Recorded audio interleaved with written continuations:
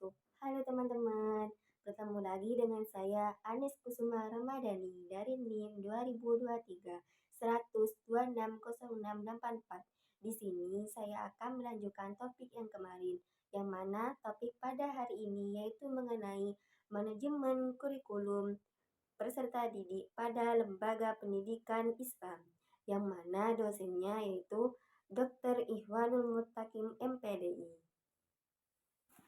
Nah, pembahasannya yaitu manajemen kurikulum adalah suatu sistem pengelolaan yang komparatif, komprehensif, sistematik dalam rangka mewujudkan ketercapaian tujuan kurikulum.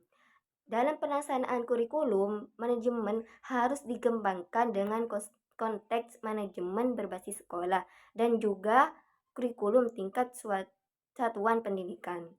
Nah, oleh karena itu, otonominya yang diberikan pada lembaga pendidikan atau sekolah dalam pengelola kurikulum secara mandiri dan juga memfokuskan kebutuhannya dan ketercapaian sarana dalam misi dan misinya. Sehingga dalam lembaga pendidikan tersebut, sekolah tidak mengabaikan kebijakan nasional yang telah ditetapkan. Selanjutnya adalah hubungan sekolah dengan masyarakat.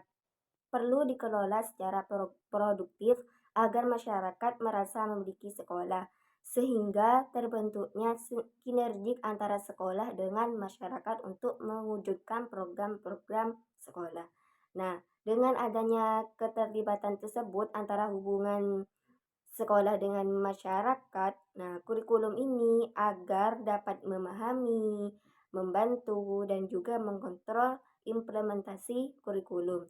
Sehingga dengan adanya lembaga pendidikan atau sekolah dituntut kooperatif juga mampu mendirikan dalam mengidentifikasikan kebutuhan kurikulum dan juga melaksanakan pembelajaran, menilai kurikulum, mengendalikan serta melaporkan sumber dan hasil kurikulum kepada masyarakat yang maupun pada pemerintah.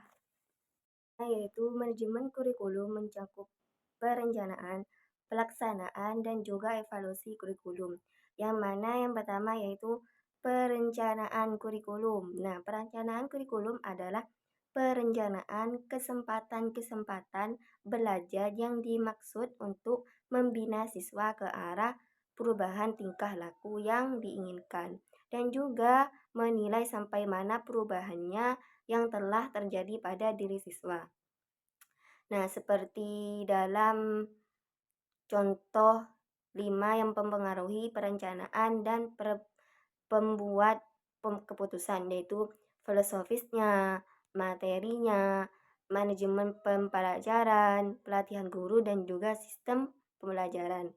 Nah, yang kedua yaitu pelaksanaan kurikulum. Nah, pelaksanaan kurikulum ini adalah tempat melaksanakan kurikulum dan menguji kurikulum. Dalam kaitannya pembelajaran, semua konsep, prinsip, nilai, pengetahuan, metode, dan alat kemampuan guru diuji dalam bentuk perbuatan. Oleh karena itu, guru adalah kunci pemegang pelaksanaan dan juga keberhasilan kurikulum. Dan juga guru sebagai perencanaan, pelaksanaan, dan menilai serta mengembangkan kurikulum yang sebenarnya. Dan yang ketiga yaitu evaluasi kurikulum. Nah, evaluasi kurikulum ini yaitu efektif yang bersifat komparatif, yang di dalamnya meliputi pengukuran. Selanjutnya yaitu komponen-komponen manajemen kurikulum. Nah, yang pertama yaitu komponen tujuan. Nah, komponen tujuan ini berhubungan dengan arah atau hasil yang ingin diharapkan. Nah, rumusan tujuannya yaitu kurikulum berkaitan erat dengan filsafat atau sistem nilai yang dianut masyarakat. Nah, tujuan dari kurikulum tersebut berhubungan dengan misi, visi sekolah, serta tujuan-tujuan yang lebih sempit. Nah, dengan tujuan tersebut, setiap mata pelajaran dan juga tujuan proses pembelajarannya. Nah, dan yang kedua yaitu komponen isi atau materi pembelajaran. Nah, isi dari kurikulum ini lebih banyak pada pengalaman belajar yang dimiliki oleh peserta didik dalam proses pembelajarannya, seperti dari aspek yang berhubungan dengan aspek kognitif, afektif, dan psikomotorik siswa. Dan juga isi dari kurikulum dan kegiatan pembelajaran diarahkan untuk mencapai tujuan dari semua aspek tersebut. Nah, yang ketiga yaitu komponen metode. Nah, komponen metode ini berkaitan dengan strategi yang harus dilakukan dalam rangka pencapaian tujuannya.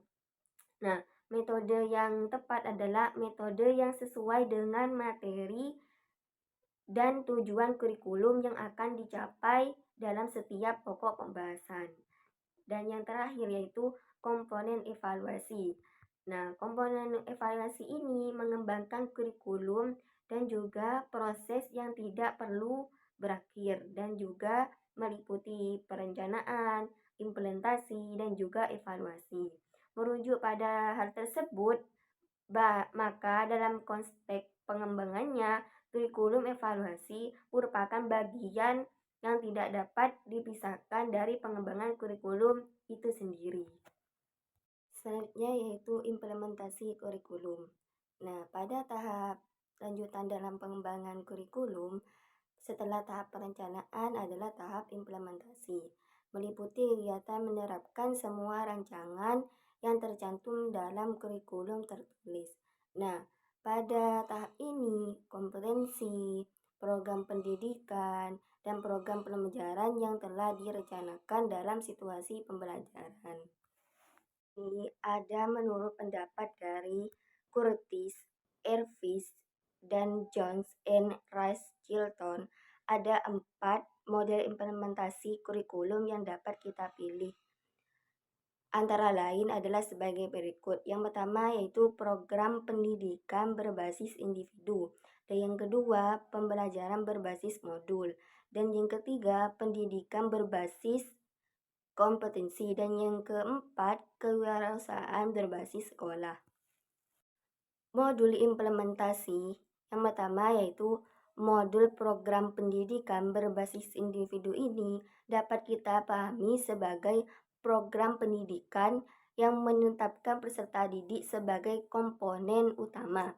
Sementara hal yang lain di luar peserta didik hanya merupakan komponen yang bersifat komplementer. Apabila model ini yang dipilih untuk implementasi kurikulum, maka guru harus menetapkan komponen buku ajar, media, strategi, dan lingkungan pembelajaran yang telah direncanakan sebagai komponen yang dapat memaksimalkan peserta didik dalam proses pembelajaran. Untuk itu, guru harus menguji secara seksama referensi buku ajarnya seperti media, strategi, dan lingkungan pembelajaran dengan kebutuhan masing-masing peserta didik.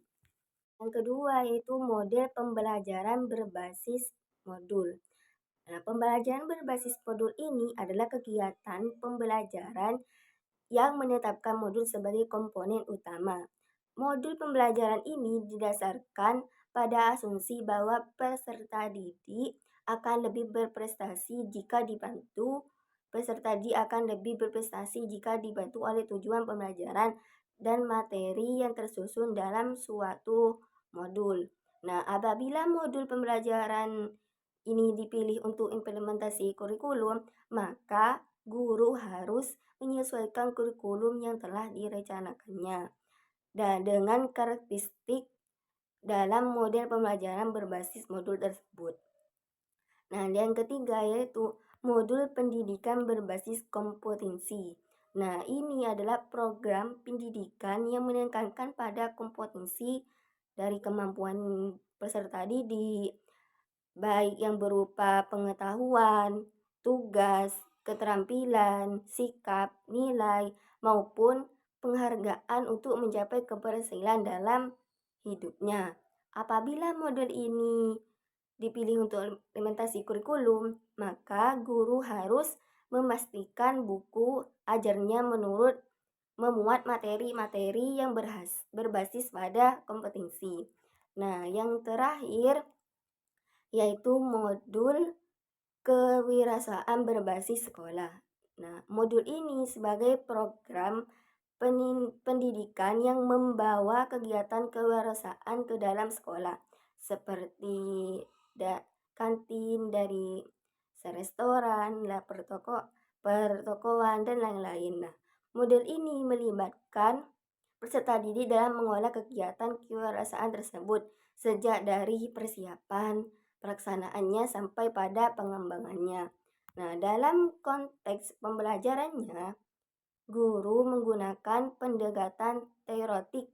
Nah, ini adalah dan praktek sekaligus pada aspek teoretik. Nah, guru ini menggunakan buku ajar yang membahas jenis-jenis kewirausahaan dengan strategi seperti ceramah, diskusi pada kelompok. Pembahasan tadi kesimpulannya yaitu manajemen kurikulum adalah suatu sistem pengolahan yang komparatif, komprehensif, sistematis dalam rangka mewujudkan ketercapaian tujuan kurikulum. Nah, ruang lingkup manajemen kurikulum meliputi perencanaan, peorganisasian, pelaksanaan, dan evaluasi kurikulum. Dan secara garis besar terdapat beberapa kegiatan berkenaan dengan fungsi manajemen kurikulum, yaitu perencanaan kurikulum, penilaian kurikulum, dan pengembangan kurikulum.